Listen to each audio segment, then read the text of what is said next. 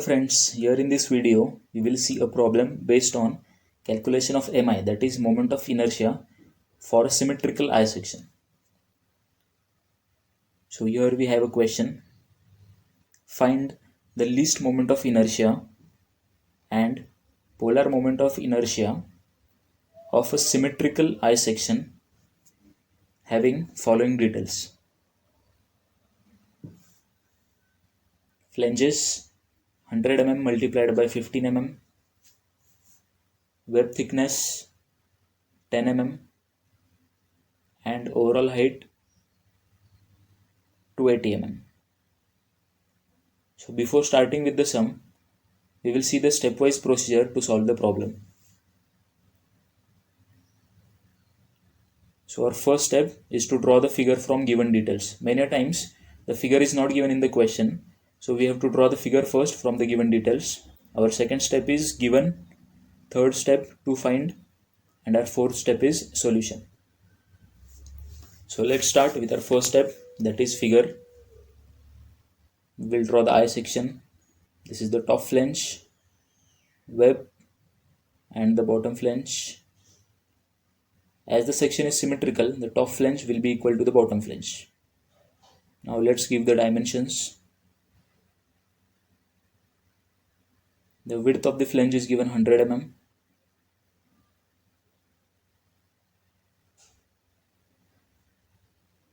The depth of the flange is given 15 mm. Overall height 280 mm. And the thickness of the web 10 mm. Now let's find the depth of the web. We will get the depth of the web by subtracting the depth of flanges from the overall height, that is 250. So now let's move to the second step, that is given. So from the question we will write down the given data, that is flanges, that is top flange and bottom flange, both are 100 mm multiplied by 15 mm. Web thickness 10 mm and overall height 280 mm. So now let's see third step, that is to find. So we have to find two things. First is least moment of inertia, or we can say I minimum, and second is polar moment of inertia, which is represented by IP. So we'll start with our fourth step, that is solution. So first we have to divide the I section into three parts.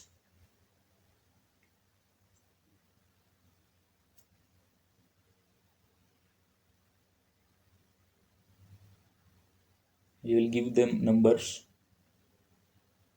1, 2 and 3. Top flange will be our first section, web second section, and bottom flange will be our third section. So now we can say that B1, that is width of first section, is equal to 100 mm. So B1 is equal to 100 mm. Similarly D1, that is depth of first section, is equal to 15 mm. B2 is 10 mm and B3 250 mm. Similarly B3 is 100 and D3 is 15. As the section is symmetrical, B1 will be equal to B3 and D1 will be equal to D3. So now let's find the areas of respective section. So we'll start with our first section, that is A1 will be equal to B1 into D1, that is 100 into 15, that is 1500 mm square.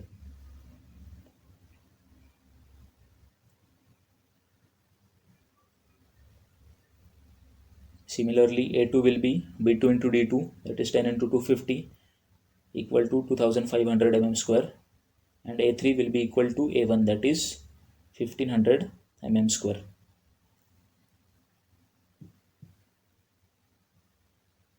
So now we will find the distance of x bar and y bar. So first we will see x bar, that is distance of centroidal y axis from the extreme left. As the section is symmetrical, x bar will be 100 divided by 2, that is 50 mm, and y bar is the distance of centroidal x axis from the extreme bottom, that is 280 by 2, that is 140. Now we will locate the centroidal axis on the figure. This is centroidal x axis of the I section. We will locate the centroidal y axis.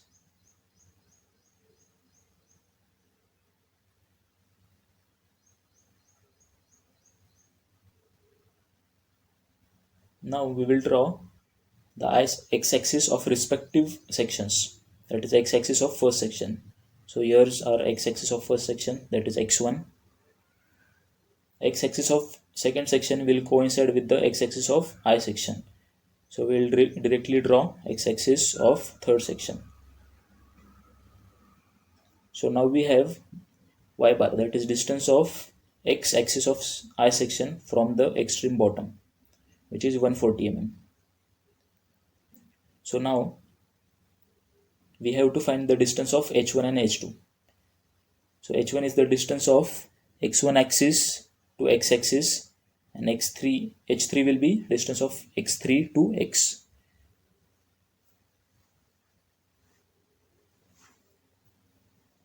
So our h1 will be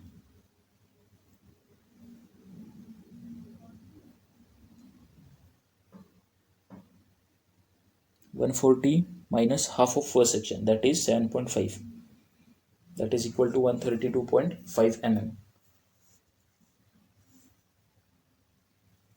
Now let's see h2. As x-axis coincides, so h2 will be 0 and h3 will be equal to h1, that is 132.5 mm. Now let's start with Ix, that is moment of inertia about x-axis. So as the section is built up section, Ix will be Ix1 plus Ix2 plus Ix3. So for finding the moment of inertia of I section, we have to use the parallel axis theorem. So using the parallel axis theorem, Ix will be Ig plus Ah square. So Ix1 will be Ig plus A1H1 square, where Ig is equal to B1 D1 cube divided by 12 .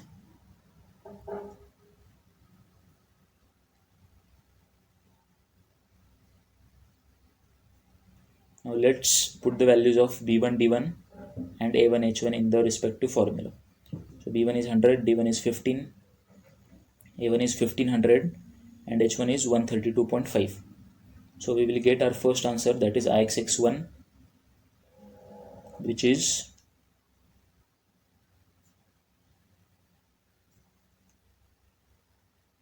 26.36 into 10 to the power 6 mm raised to 4. Always remember the unit mm raised to 4. Similarly, we will find the value of Ix2.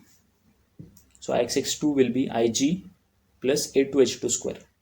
So let's put the values, that is B2D2 cube divided by 12 plus A2H2 square.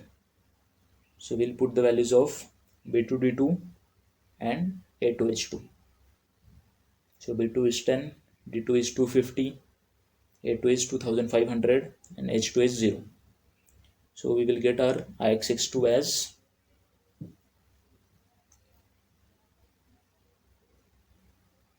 13.02 into 10 to the power 6 mm raised to 4. So now we will find Ix3. So as the section is symmetrical, Ix1 will be equal to Ix3, that is 26.36 into 10 to the power 6 mm raised to 4. So now let's add the 3 Ix. So our total Ix will be Ix1 plus Ix2 plus Ix3. So therefore we will get our final Ix, that is 65.74 into 10 to the power 6 mm raised to 4. So this is our first answer of Ix. So let's box this answer. Now we will move to Iyy.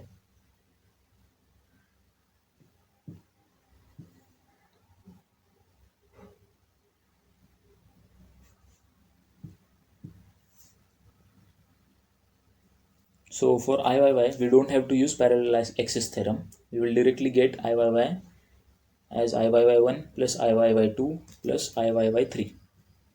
So we know the formula of Iyy, that is dB cube by 12. So we will put the values, that is d1b1 cube divided by 12 plus d2b2 cube divided by 12 plus d3b3 cube divided by 12.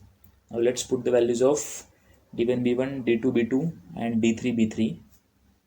So we will get our answer of Iyy as 2.52 into 10 to the power 6 mm raised to 4. So let's box this answer. Now we have to find the least moment of inertia or I minimum. So from the both answers, we have our least moment of inertia, that is 2.52 into 10 to the power 6 mm raised to 4. Box this answer as well. Now we will see polar moment of inertia, that is IP. So the formula of IP is Ixx plus Iyy. So the value of IP is 68.26 into 10 to the power 6 mm raised to 4. Box this answer.